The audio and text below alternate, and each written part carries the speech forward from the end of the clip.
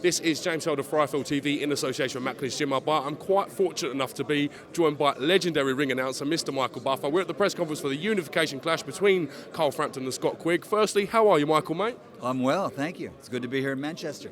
It's been about a year since I've seen you, and you look exactly the same, to like not even a hair out of place. I'd rather say it's been 10 years and I look exactly the same, because I know that's not true, but thank you very much. That's nice. We always enjoy sort of having you in the UK. It epitomises big fight week, if you like. How excited are you to be involved with this card? This, besides being an interesting fight, it's a great fight and a fantastic promotion. This was one of the best press conferences I've ever seen. Eddie Hearn and Barry McGuigan, they spent months and months and months negotiating and arguing and squabbling and just getting it done for their fighters. You've got a great team with each fighter, great trainers, great support system, and as always, all over the UK, including both parts of Ireland, the best fans ever. The place will be electric. It'll be exciting. It'll be noisy. It's going to be comparable in this building to when Kostya and Ricky Hatton fought years ago for the 140-pound title, and I'm really looking forward to it. And for me, I've had a lot of people say, how come you're not in New York for the Crawford fight on HBO?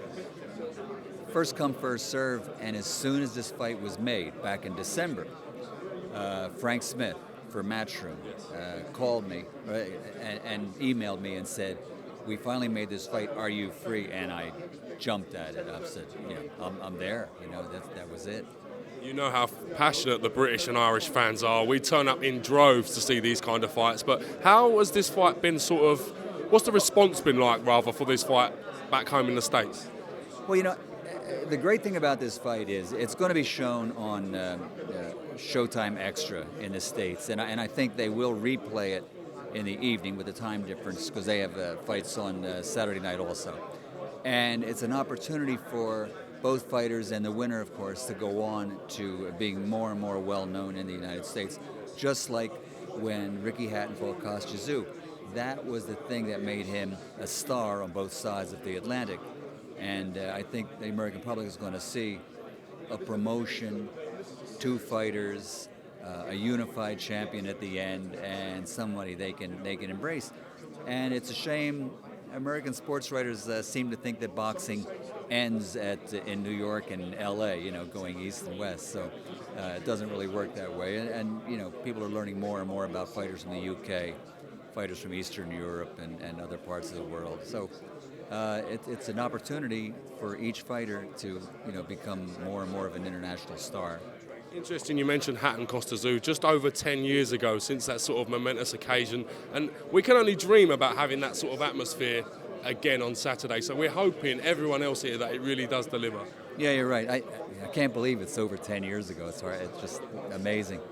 But yeah, that atmosphere that night, from the ring walk to just every minute of every round and the all-out effort by Ricky to beat a Hall of Fame fighter in Kostya, who was undefeated at that time, and just an amazing night for fans all over the world. But we're going to see the same thing. The fans are going to get there early. There's 10 fights, 5 title fights on this card, and including that main event for a unified world championship. Big night for boxing. Listen, it's always great to get you on the channel and great to talk to you. Before I let you go, I want to ask you we've got such a big thriving industry of boxing in this country and so many aspiring ring announcers or commentators. What advice would you give to someone trying to make it in the ring announcing, the cutthroat world of boxing ring announcement? The only advice I can say is wait for my retirement. On that note, Mr. Michael Buffer, thank you very much for talking to IFL TV. It's a great pleasure. Thank you, sir. Cheers. Thank you.